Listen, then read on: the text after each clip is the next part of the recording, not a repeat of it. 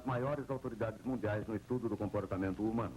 Ele afirma que somos todos inteiramente moldados pelo nosso ambiente, que nosso comportamento atual é determinado pelas reações da sociedade, tanto positivas quanto negativas, ao nosso comportamento no passado. Críticos do Dr. Skinner contestam esse conceito, alegando que ele despreza a capacidade do homem em reagir de maneira original e criativa. Alegam também que ele procura destruir a crença na liberdade individual na qual se baseia nossa cultura. Não estou atacando a liberdade, não estou atacando a dignidade, não estou atacando qualquer coisa na qual um governo bem-sucedido não possa se basear. Apenas estou falando sobre algo além dessas coisas. Sou contra privar as pessoas de sua liberdade. Quero que elas se sintam tão livres quanto sempre se sentiram e gostaria que elas se sentissem mais livres do que se sentem agora e quero que as pessoas sejam empreendedoras. Eu não quero privá-las da chance de realizarem as coisas pelas quais lhes damos crédito, mas muito mais é possível. E eu acho até que estamos deixando de realizar as coisas que poderíamos porque o significado de liberdade e dignidade está sendo deturpado e isso está interferindo.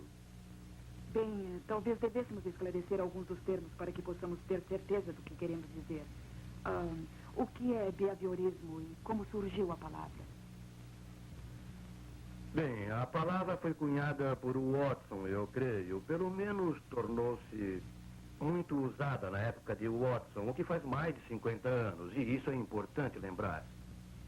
O que achamos agora é que existe uma relação bem mais íntima entre o comportamento e o ambiente no qual o organismo existe no momento. O ambiente ao qual foi exposto no passado e, é claro, seu ambiente biogenético através do efeito desse ambiente na evolução das espécies e, portanto, ao invés de atribuir o comportamento e estados da mente, sentimentos e esse tipo de coisas, ele é determinado pelos fatores ambientais. É isso o que eu quero dizer com behaviorismo e acho que essa tem sido sempre, essencialmente, minha posição. E o que é condicionamento? Bem, é o que o leigo entende por recompensa e punição. Existem casos especiais, mas não suficientemente generalizados para abranger o conceito. Você tem um organismo fazendo alguma coisa, e se você então tornar o reforço dependente do que ele está fazendo, ele tenderá a fazê-lo novamente. Os reforços que você usa no laboratório são apenas reforços tais como alimento para um organismo faminto ou água para um sedento. Porém, na vida cotidiana, todos os tipos de coisas são reforçadoras. Há algum tempo fiz uma palestra em Nova York e dissemos que a palavra bonito significa reforço. Quadros o estimulam quando você os admira. Se sente estimulada, olha novamente e, se não, olha para outro lugar. Reforço é qualquer coisa que faça determinado comportamento ser repetido? Não necessariamente, mas aumenta a probabilidade de que seja repetido. Significa aumentar a força, não significa enfraquecer. E um reforço positivo aumenta a força quando você o apresenta na dependência do comportamento. Um reforço positivo para uma pessoa não é necessariamente para outra. Não há meio de prever o que será reforçador a determinada pessoa. Se você acabou de comer e ficou com enjoo de estômago, a simples visão da comida será nauseante para você. Normalmente, se você tem fome, comida é um reforço. Suponha que eu seja um empresário que diz: não quero usar a técnica comportamental porque não quero controlar o comportamento dos meus empregados. Eu já estarei controlando meus empregados. Bem, é claro. Não existe empresário que não se preocupe com o desempenho de seus empregados. E se ele simplesmente os abandona e permite que se conduzam como quiserem, ele não tardará em abrir falência. Ele não será um empresário por muito tempo. Até que ponto o medo influencia o comportamento do empregado?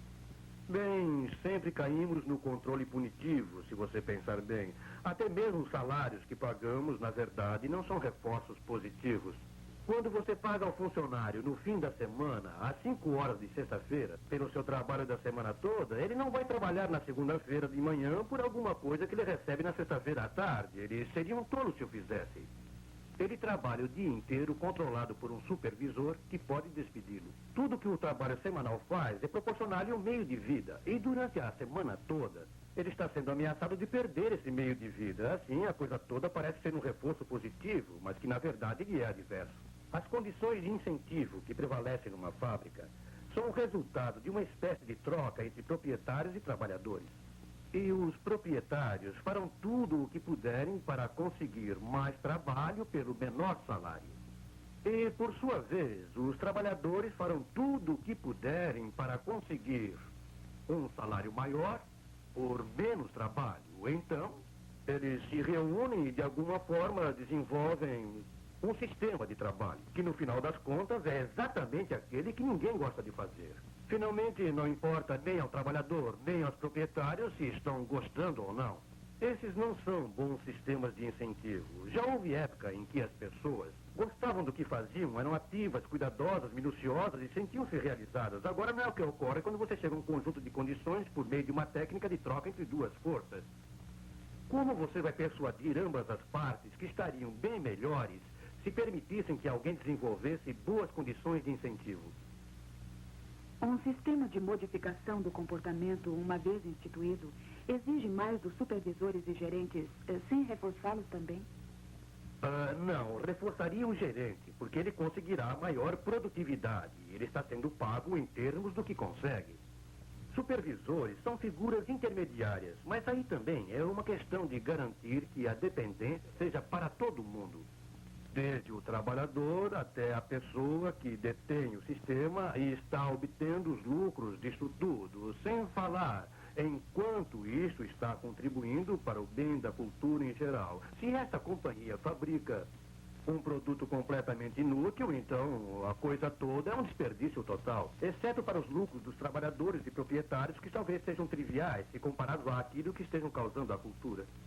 E se instituir a modificação do comportamento na minha fábrica, eu estaria sendo reforçada quando os lucros aumentassem? Eu acho que sim. Não apenas por estar obtendo maior rendimento do trabalhador. Você estaria levando em conta não tanto aquilo que ele está produzindo, mas sim se ele vai ficar no emprego, ou mudar de emprego, ou faltar ao serviço. Se o trabalho é um reforço para o trabalhador, agora está se tornando bem mais importante do que quando ele produz. Suponha que eu tenha um grande empreendimento e quero aplicar a modificação do comportamento de maneira sistemática para aumentar essa produtividade. Como é que eu faço? Eu tenho um excelente exemplo disso. Existe uma companhia de fretes aéreos e que vinha sofrendo grandes prejuízos porque os funcionários que acondicionavam as cargas não estavam usando os containers adequados. Aí alguém acreditou no reforço positivo e, ao invés de repreender essas pessoas ou despedir-as por usarem os contêineres errados, simplesmente disse ao supervisor: olha, quando você notar algum funcionário utilizando o contêiner certo, faça um elogio, diga a ele que está usando o contêiner certo. E, de acordo com as últimas informações que tive, a companhia conseguiu economizar $250 milhão. Na verdade, não foram $250 milhões,